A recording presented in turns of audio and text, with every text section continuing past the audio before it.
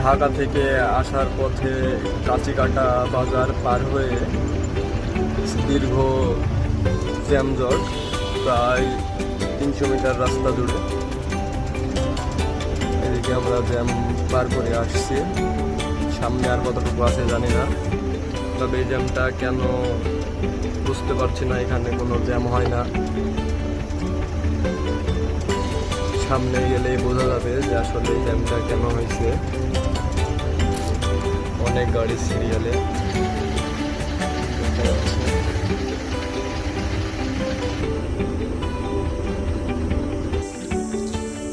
অনেকক্ষণ অপেক্ষা করার পরও জ্যাম ছোটে নাই, সিরিয়ালে আছি। তো পরের ভিডিওতে দেখবো যে আসলে জ্যামটা কেন হয়েছিল।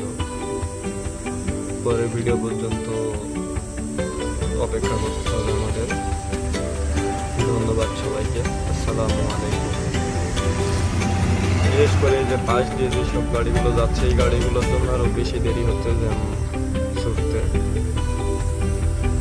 ধন্যবাদ সবাইকে।